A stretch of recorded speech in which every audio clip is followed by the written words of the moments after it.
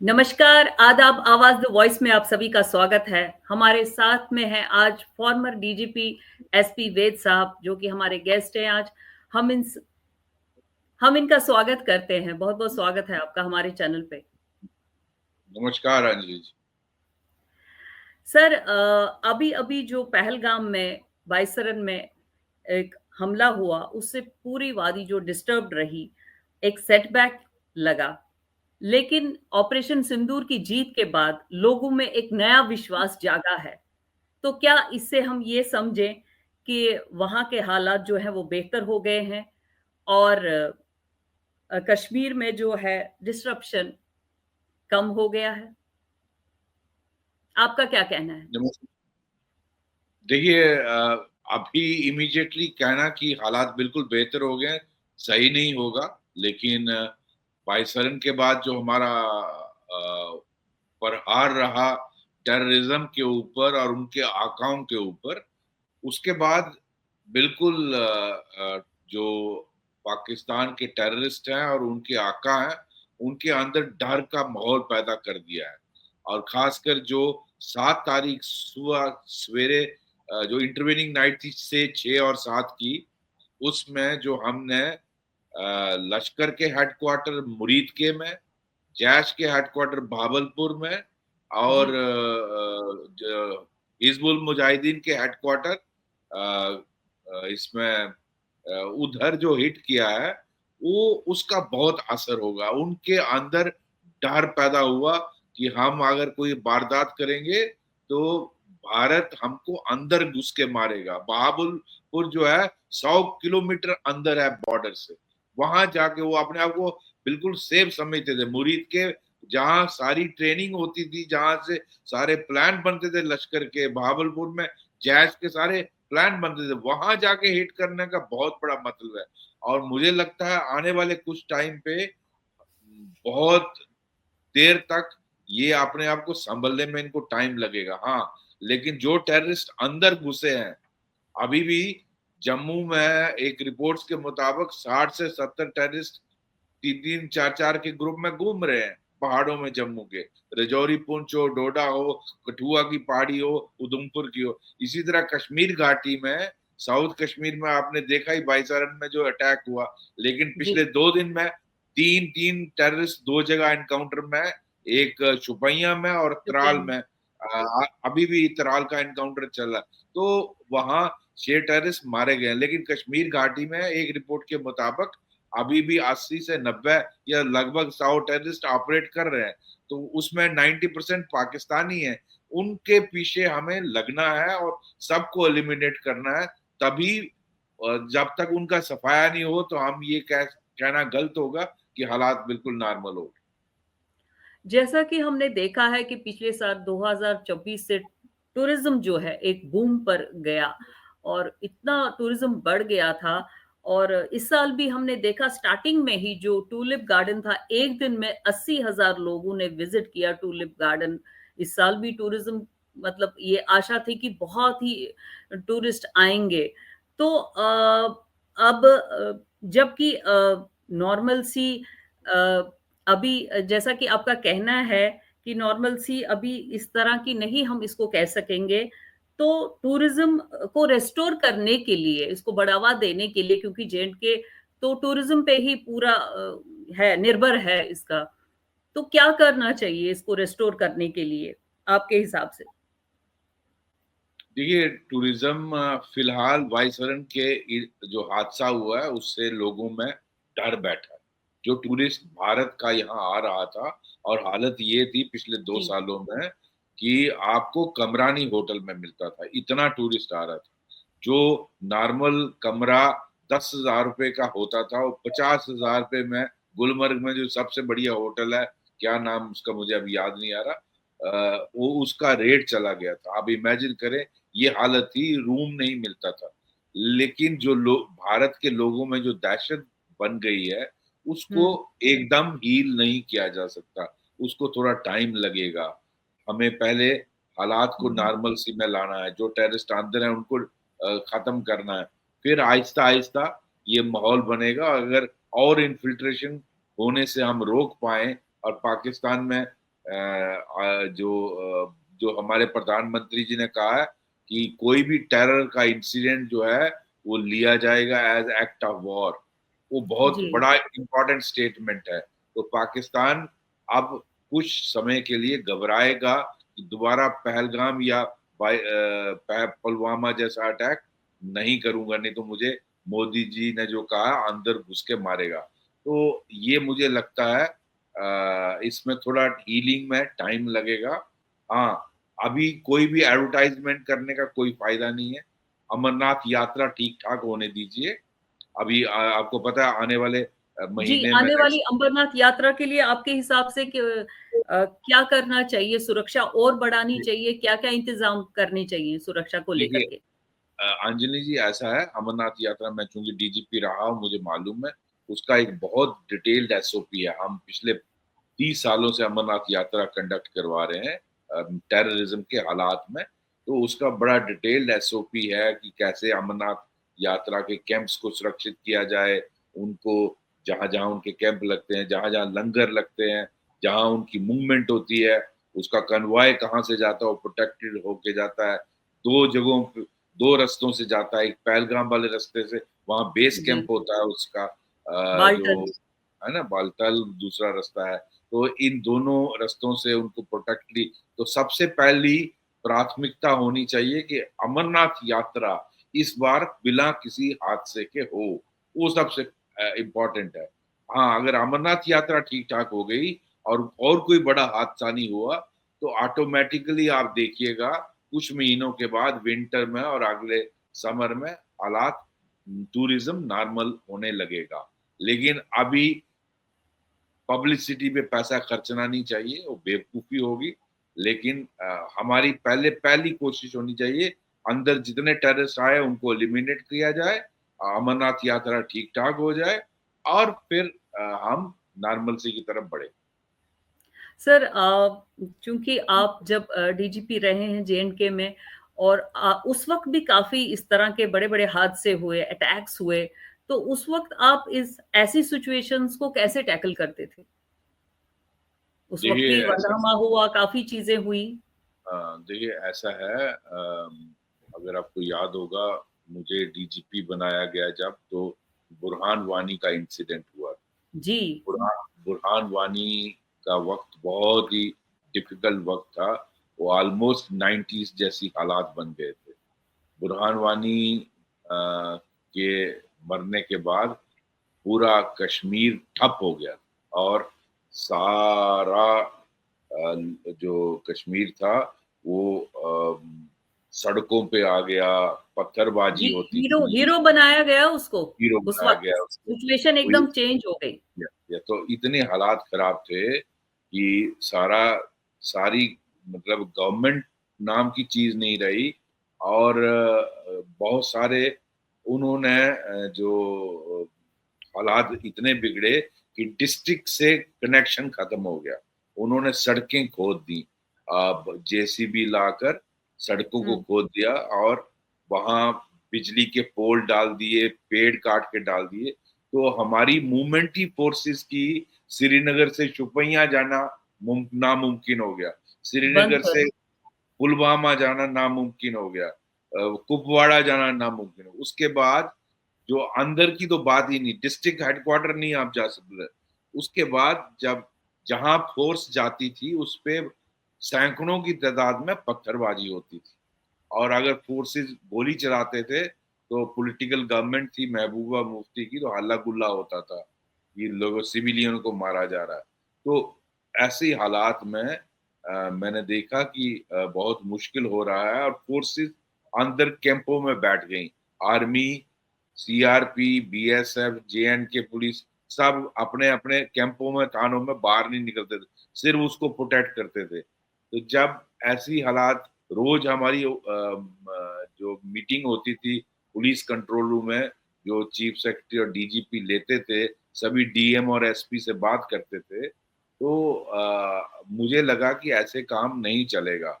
तो मैंने core commander उस वक्त जो थे और सीआरपी के जो एडिशनल डीजी हेड थे, उनसे बात की कि हमें खुद डिस्ट्रिक्टों में जाना चाहिए। तो पहले हमने अनंतनाग चुना, अनंतनाग गए, फिर उसके बाद बारी बारी साउथ कश्मीर के बाकी डिस्ट्रिक्टों में शोपियां, कुलगाम, पुलवामा, त्राल, इन जगहों पे जाना शुरू किया, अवंतीपुर।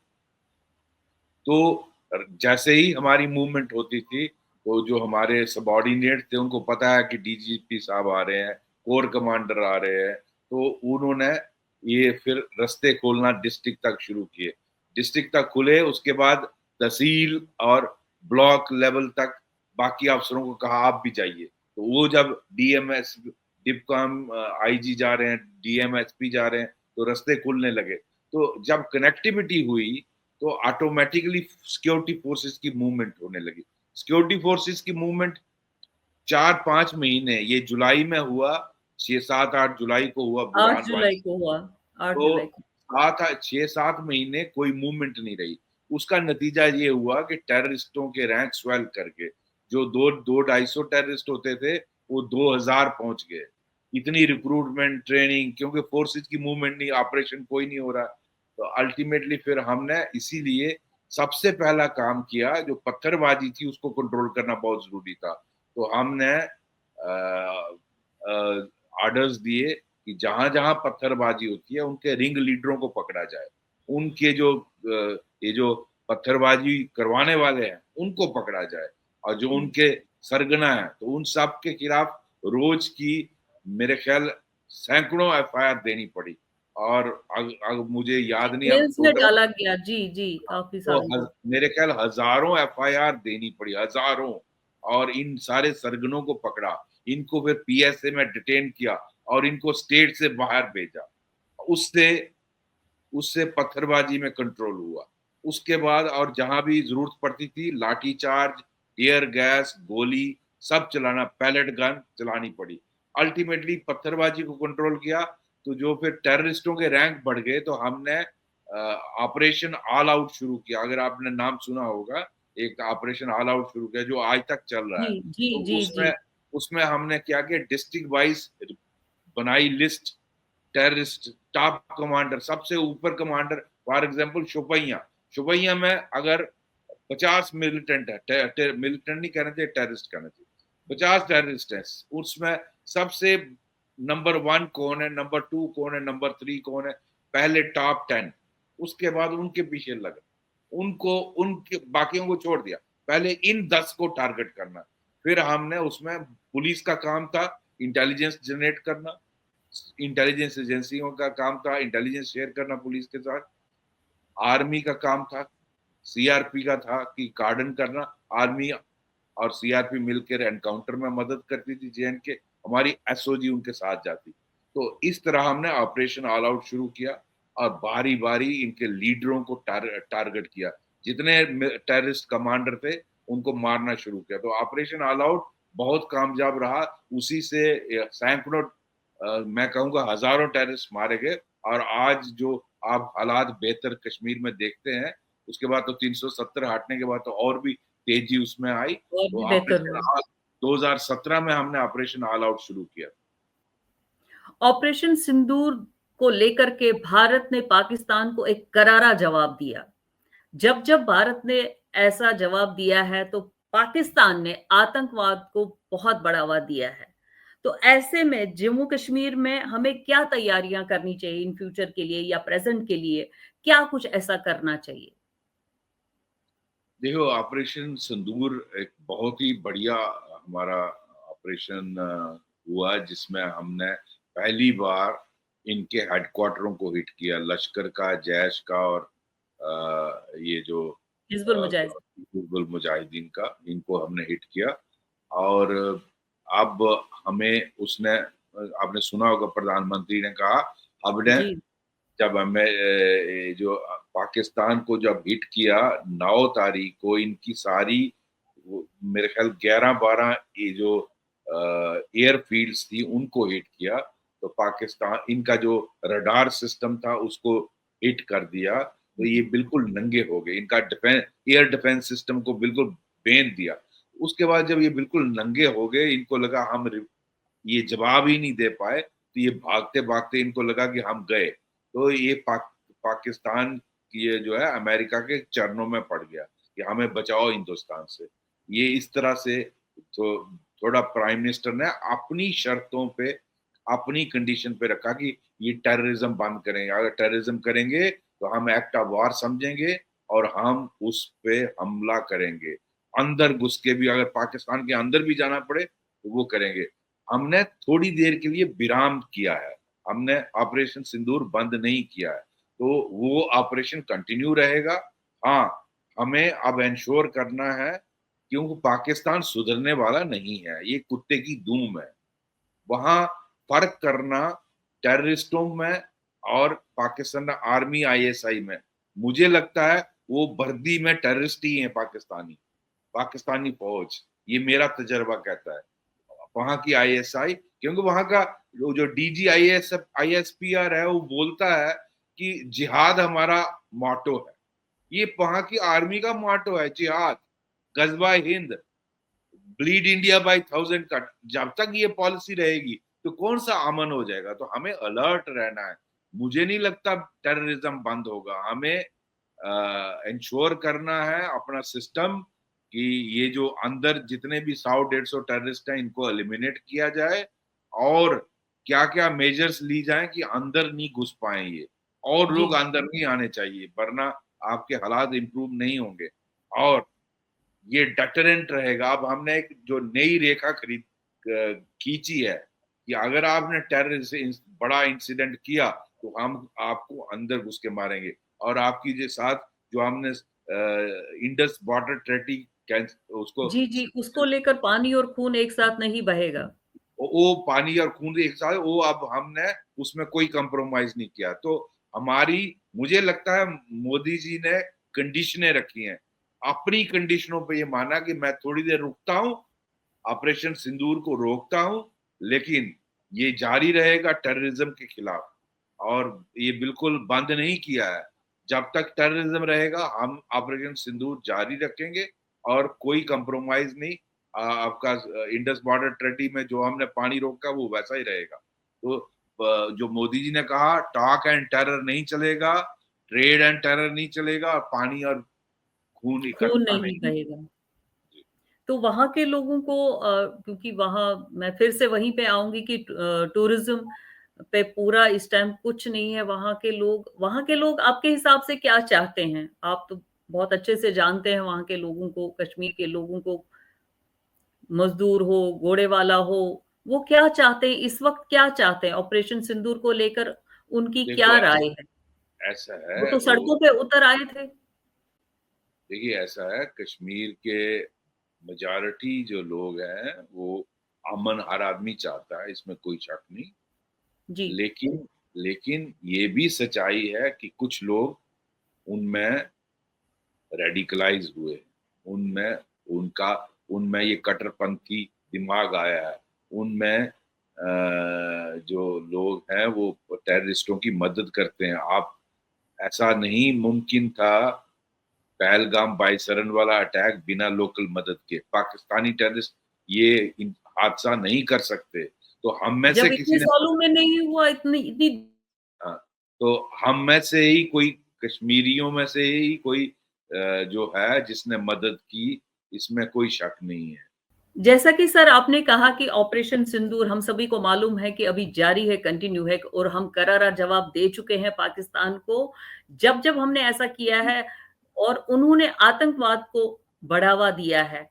तो अब आप हमें ये बताइए कि हमें इस वक़्त क्या करना चाहिए? मोदी जी ने जैसा कहा ही है कि हम कुछ नहीं देंगे, पानी भी नहीं देंगे। जी बिल्कुल, मोदी जी ने कहा कि water and blood can not flow together, और ट्रेड एंड टॉक कैनॉट इकट्ठी नहीं हो सकती, और टॉक्स एंड टेरर भी इकट्ठा नहीं हो सकता। तो मुझे लगता है मोदी जी ने काफी कंडीशंस रख दी हैं। पाकिस्तान को अपनी पॉलिसी बदलनी पड़ेगी अगर उनको कोएग्जिस्ट करना है, और उस पॉलिसी को, जो उन्होंने bleed India by thousand cut वाली पॉलिसी बनाई है, जो गजबा हिंद और जिहाद वाली पॉलिसी है, उसको जब तक तब्दील नहीं करेंगे हालात बेहतर नहीं होंगे, और बातचीत नहीं हो सकती। मोदी जी ने कहा कि बात होगी टेररिज्म पर और पीओके, आप कब वापस कर रहे हो या कोई टेररिस्ट आप वापस हमें दे रहे हो, बाकी और किसी मुद्दे पे बात नहीं होगी। तो मैं समझता हूँ हम भारत ने काफी एक बहुत लेवल जो है वो बढ़ा दिया है। पाकिस्तान को इतना आसान नहीं होगा, लेकिन जहां तक मैं पाकिस्तान को 40-35 सालों से जानता हूँ, वो सुधरने जी वाला सर। नहीं है। जिस जिस आर्मी, मैं उस आर्मी को कहूंगा वो जिहादी आर्मी है। उनका उनका डीजीआईएसपीआर कहता है हमारा माटो है जिहाद करना। अ, जिहाद हमारा मोटो है, तो मतलब गजवा हिंद करना आपका मोटो है। तो आप इस तरह की जो आर्मी है उसके साथ आप क्या कर लीजिएगा, वो वर्दी में टेररिस्ट ही लगता है मुझे, आईएसआई और पाकिस्तान आर्मी। तो ऐसे लोगों के साथ जीना, लेकिन हमारी बदकिस्मती है ये हमारे पड़ोसी हैं। तो हमको देखिए अलर्ट हमेशा रहना पड़ेगा, और इन्फिल्ट्रेशन रोकने के लिए और क्या क्या कदम उठाए जा सकते हैं वो बहुत जरूरी है, क्योंकि अंदर से अब इतना नहीं टेररिज्म है। हाँ, कुछ लोग मदद कर रहे हैं, इसमें कोई शक नहीं। जैसे आप कह रहे तो थे आप कश्मीर का आम आदमी क्या चाहता है, कश्मीर का आम आदमी दुनिया के बाकी जगहों की तरह वो भी चाहता है कि मेरी बच्चे पढ़े, नौकरी मिले, मेरा ट्रेड चले। और देखिए अगर टूरिज्म चलता है तो रिक्शे वाला, टैक्सी वाला, हाउस बोट वाला, हैंडीक्राफ्ट्स बोने वाला, वाला। सबको सबको काम मिलता है, बहुत सब सब खुश होते हैं। तो उसमें सारे काम में धंधे में लगते हैं, पैसा हर आदमी कमाना चाहता है। लेकिन ये जो कुछ लोग हैं जो टेररिस्टों की मदद करते हैं, जो ओवरग्राउंड वर्कर्स हैं और जो टेररिस्टों के साथ चलते हैं, उनको जब तक आप और कुछ कश्मीरी हैं जो इस तरह अबरना वायसरन का इंसिडेंट नहीं होता, जो रेडिकलाइज अगर सर लोग आप नहीं होते। जी जी। सर, सर आप बीजेपी रहे हैं वहाँ पर, आप वहाँ की आवाम को आप अच्छे से जानते हैं, जैसा कि आप कहते हैं कि कुछ लोग मदद कर रहे हैं। इस वक़्त जो सिचुएशन है, इस वक़्त जो ऑपरेशन सिंदूर कंटिन्यू चल रहा है, जारी है, इस वक़्त वहाँ कश्मीर के लोगों को क्या हेल्प करनी चाहिए? जबकि वो सड़कों पर उतर आए हैं, वो उनके अंदर एक विश्वास भी जागा है, तो इस वक़्त इस सिचुएशंस में क्या उनको करना चाहिए? आप अपनी राय दीजिए। देखिए कश्मीर के लोगों को अपने भले के लिए ऐसे लोगों को आइडेंटिफाई करना चाहिए जो टेररिस्टों की मदद कर रहा है। उन मुझे मालूम है वो ओपनली उनके खिलाफ नहीं आ सकते, वरना उनकी जिंदगी को खतरा हो जाएगा। उनको हुँ, चुपके से जेएंड के पुलिस के या किसी भी सिक्योरिटी फोर्स के लोगों को जिससे भी उनकी जानकारी हो, उनके चुपके से कन्वे करना चाहिए कि कौन आदमी टेररिस्ट की मदद कर रहा है, चाहे खाना खिलाने में, ट्रांसपोर्ट करने में, रैकी करने में, पाइसरन जैसी जगह दिखाने में। कौन है ये, कौन लोग हैं जो मदद कर रहे हैं, और उनको आइडेंटिफाई। ऐसा नहीं है, ये कहते हैं ना वो गाना है फेमस, ये जो पब्लिक है सब जानती है, वो कश्मीर के लिए बिल्कुल अप्लाई होता है। ये पब्लिक सब जानती है, और कश्मीर में जहाँ मैं बहुत अच्छी तरह जानता हूँ, वहाँ कोई बात छुपती नहीं है, वहाँ हर एक को पता है क्या हो रहा है। और लोग जानते हैं, ऐसे लोगों को पकड़ के हवाले करना चाहिए, या अगर खुद नहीं आप कर सकते, अपने आप को रिस्क नहीं करना चाहते हो, तो आप चुपके से कन्वे करिए, जिस तरह 90s में हमारी मदद लोकल लोकल लोग पुलिस की मदद करते थे, हमें खबर जी, देते थे और हम उसको जी। आर्मी की मदद से या सीआरपी की मदद से उठाते थे और उनकी जाइंट इंटरोगेशन करते थे। लोगों को टेररिज्म होगा तो लोग टूरिज्म खत्म हो जाएगा, टूरिज्म खत्म होगा तो उनकी रोजी रोटी खत्म हो जाएगी, सबका धंधा बंद हो जाएगा, बच्चों की पढ़ाई खत्म हो जाएगी, उनके कैरियर खत्म हो जाएंगे। तो अपनी पाकिस्तान की तरह नहीं बनना है कश्मीर को। पाकिस्तान अपने आप को बर्बाद कर चुका है। तो हमारा एम होना चाहिए, हम पूरे भारत जिस तरह रेस्ट ऑफ इंडिया है, फोर्थ हाई, मतलब हमारी जीडीपी हाईएस्ट जीडीपी है वर्ल्ड में, अब बहुत जल्दी हम नंबर 3 बनने वाले हैं। ये जो जी भारत इस वक़्त भारत इस भारत जो है बहुत जल्दी थर्ड लार्जेस्ट इकोनॉमी बनने वाली है, और हम आगे बढ़ेंगे। हम फोर सेकंड भी बनना चाहते हैं और नंबर 1 भी दुनिया में बनना चाहते हैं। तो आपका फ्यूचर भारत के साथ है, पाकिस्तान के साथ नहीं है। तो जो लोग भारत टेररिज्म की भारत में ही पाकिस्तान की भारत इस वक़्त उनके साथ ही है, ऑपरेशन सिंदूर। बिल्कुल साथ है, और उनको लोगों को भारत के साथ मिलके इन टेररिस्ट को मदद करने वाली और टेररिस्टों को एक्सपोज करके इनकी खबर देकर पुलिस की और सुरक्षा कर्मियों की मदद करनी चाहिए और अपने जम्मू कश्मीर को बिल्कुल नॉर्मल बनाना चाहिए। मेरी यही अपील है कश्मीर के भाई बहनों से। Thank you very much sir, आवाज द वॉइस के साथ बात करने के लिए। नमस्कार। Thank you.